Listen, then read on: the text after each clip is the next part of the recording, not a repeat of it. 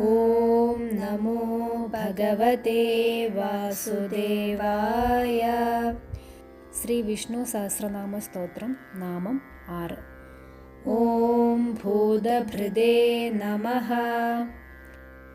ഹരേ കൃഷ്ണ കൃഷ്ണ കൃഷ്ണ ഹരേ ഹരേ. ഹരേ രാമ രാമ രാമ ഹരേ ഹരേ. നാമം 6. ഭൂതഭൃത്.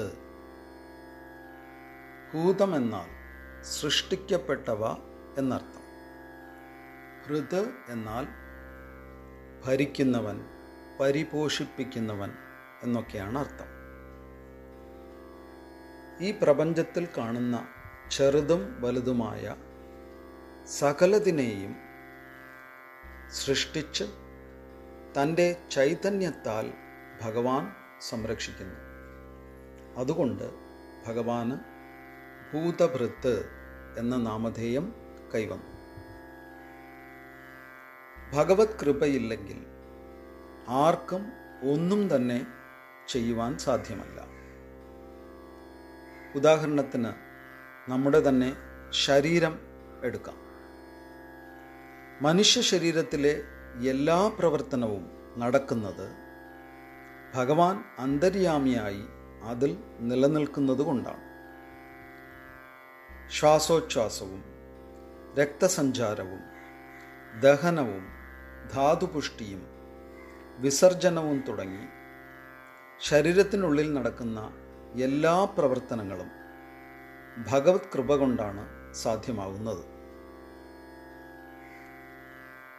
ഭഗവത്ഗീതയിലെ പുരുഷോത്തമ യോഗത്തിൽ ശ്രീകൃഷ്ണ ഭഗവാൻ ഇപ്രകാരം പറയുന്നു: ഗാമാവിശ്യച ഭൂതാനി ധാരയാമ്യഹമോജസ പുഷ്ണാമി ചൗഷധി സർവ സോമോ ഭൂത്വാ രസാത്മകഃ.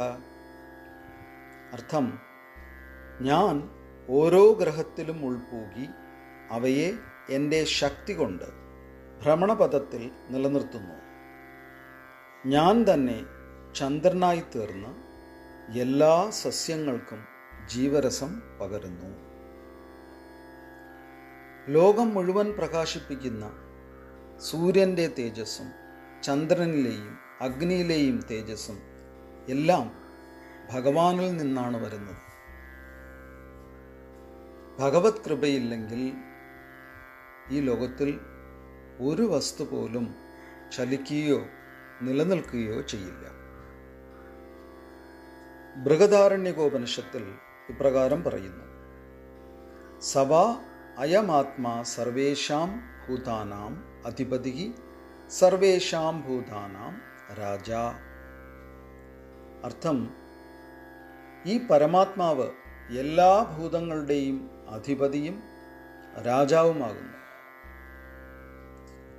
രഥചക്രത്തിൻ്റെ നാഭിയിലും പുറംവട്ടത്തിലും എല്ലാ ആരക്കാലുകളും ഉറപ്പിച്ചിരിക്കുന്നത് പോലെ പരമാത്മാവിൽ എല്ലാ ഭൂതങ്ങളും, എല്ലാ ദേവന്മാരും, എല്ലാ ലോകങ്ങളും, എല്ലാ പ്രാണങ്ങളും, എല്ലാ ആത്മാക്കളും ഉറപ്പിക്കപ്പെട്ടിരിക്കുന്നു. ഇങ്ങനെ സകലതിനെയും തൻ്റെ ചൈതന്യത്താൽ പരിപോഷിപ്പിച്ച് സംരക്ഷിക്കുന്നവനായതുകൊണ്ട് ഭഗവാന് ഭൂതഭൃത് എന്ന നാമം കൈവന്നു. ഹരേ കൃഷ്ണ.